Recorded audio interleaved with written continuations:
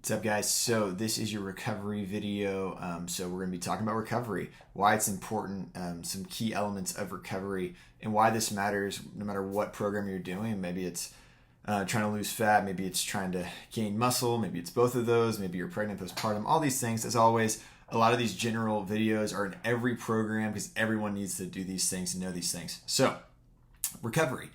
There's the few elements that I particularly want to talk about when it comes to recovery. But nutrition obviously being one of them, but hopefully you've already watched the Nutrition 101 video. If you haven't, do it. Nutrition is obviously a huge part of recovery. Getting adequate amount of protein, getting good fats, good carbs, all these things. Your calorie intake, your overall macro and micronutritional intake, very important when it comes to recovery. We're not going to spend really any time with that though. There's I want to spend some time on the non-nutrition parts of recovery and why those are important, why we should do them. So the first thing that's a non-negotiable. Like if you don't do this, your recovery is gonna be crap all the time, and that's sleep, right? Guys, you got to get enough sleep. Most people it's 6 to 8 hours. Some people can feel really well rested with a little bit less or a little bit more than that, but typically that's the range you're shooting for. And there's why sleep? Obvious, besides the obvious, like you're gonna feel more rested. Well, we have to remember that at night when you're asleep, our bodies have evolved to do certain things better while we're awake, while we're asleep.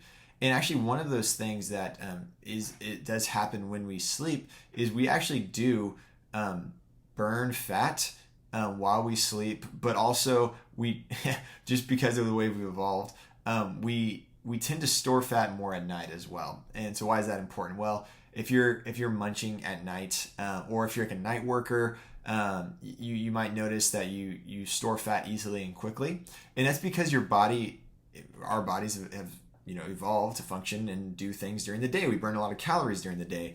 So if you've ever tried to lose fat but your sleep is just crap, you're not getting enough sleep, and it's been really hard, that's part of it, right? Or if you go to bed very, very late, and so because it's late, if it's like 10, 11, 12, 1, and you're munching and you're drinking sugary drinks or anything like that, your body, boom, it's going to store it as fat. Don't get me wrong, calories in versus calories out is still basically the name of the game, but it does play an important role. Also, sleep is going to affect your hormones, right?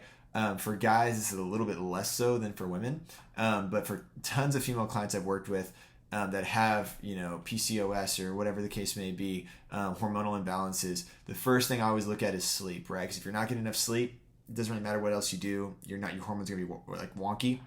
And for men, our bodies are kind of prone towards building muscle and losing fat anyway. But if your sleep is crap, if you're not getting enough sleep, if you're munching at night, that's gonna be really slowed down. It's not gonna happen near as fast. So sleep's really important. Get 6 to 8 hours of sleep. So some things you can do to kind of help set you up for success here is getting kind of a nighttime ritual. So I don't think it's surprising to anybody, but screens keep you awake, that blue light, right? So one, grayscale your phone. That's something I've done before. That's really helpful just to be less addictive to the phone and technology. But even on top of that, if you're going to bed at 9 or 10, or if that's your goal, then, 1 or 2 hours beforehand, we should be like getting away from screens, essentially. We should be not watching anything, not watching TV, not on our phones. Read a good book, pray a rosary, do something, have a good conversation with a friend or your spouse or whatever. But stay away from screens for about 1 or 2 hours before you try to go to bed. Also, avoid stressful things before you go to bed, right? So, yes, read a book, but if that book is like a thriller or like a scary book that's going to elevate your heart rate, that's not the kind of book I'm talking about. So, avoid stressful things, right? Avoid the stressful conversations with close family or friends. So, you want to try to, you're trying to relax, you're trying to bring things down, you're trying to remind your body that it's okay to wind down, to sleep. So don't work, don't watch anything. Really just try to relax, wind down, have that last like protein shake before bed or something like that. So setting yourself up for success, setting a sleep ritual, setting a time that you're going to shoot to go to bed every single day. And then next thing besides sleep is kind of stress management as a whole, right? So when you look at the lives of like athletes or bodybuilders outside of their training, it's pretty chill. It's pretty relaxed. Now, that being said, if you're a mom or you're a dad, this is easier said than done, right? Stress management is not the easiest thing in the world. Me and my wife, Viva, you've probably seen her videos or something. If you're here, she runs High Pro Fit with me. We have a couple kids, they're a couple toddlers, and yeah, things aren't always stress free in the house. But once again, you can set yourself up for success here, right? Waking up at the same time every day, going to sleep at the same time every day, getting your kids in a routine and sticking with it. Kids love routines. Maybe you're single and this is not a problem for you, but we want to control the stressors in our lives outside of training, right? Because metabolically, nervous system, biomechanics, all these things, if we're chronically stressed and we're chronically keeping that tension, that's going to affect recovery as well, right? You're not going to see as many results as quickly if we're chronically stressed. That might be going to see a counselor, psychologist, spiritual director, going to confession, whatever the case may be, having crucial conversations, but we need to control the stress in our lives. And also, like, even just do that serenity prayer, right? Like, and this goes into the next thing is our prayer, right? Our prayer is a part of recovery, especially as Catholics or as Christians, if you're watching this. Prayer has to be a part of our lives. That's where we stay rooted and grounded in Christ. It's one of those things where if we see the fruits of the Spirit in our lives, love, hope, peace, patience, kindness, gentleness, self-control, right? All these things, those fruits of the Spirit, stress is not one of them. Hate is not one of them. Anger is not one of them. Those aren't fruits of the Spirit. And so if we're rooted and grounded in Christ, if we're going to the Eucharist as much as we can, if we're having a daily prayer life, and this could be part of your nighttime routine, even like helping you wind down, is prayer is a part of recovery, right? I don't think you'll hear any other coach or trainer say that out there, unless they're maybe Catholic, but there's not too many of them. I know a lot of them,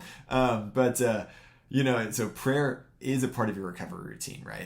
It might even be part of your stress management, right? Is turning over to the Lord, spending time in His presence if you can.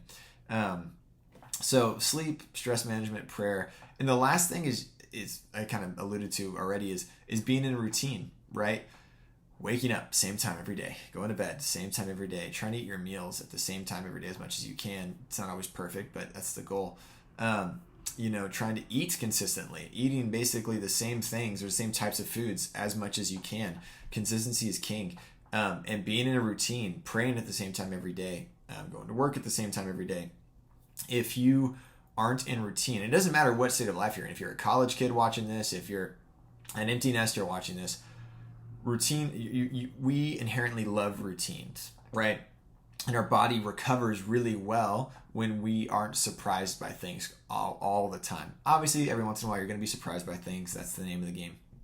But the more we can have routine, the more we can set up our days to look really similar, the better, right? Now, obviously, on a scale of 1 to 10, it's not always going to be a 10. But the more we can spend in that 6 to 10 range, the better, right? So these are just a few things that if you aren't doing these things, do them, right? Start trying to do them because these things are huge when it comes to recovering from workouts, to build muscle, to lose fat, but also to just live lives of virtue and holiness, right? To strive for self-mastery in order to make give of ourselves, right? We need to have these routines. We need to fill our cup so that everyone else gets the excess, right? That's the idea. So these are some things to think about when it comes to recovery. There's obviously nutrition's a big part of that too, but once again, hopefully if you watch the Nutrition 101 stuff, that's going to cover a lot of these things. We'll have more nutritional content as we go.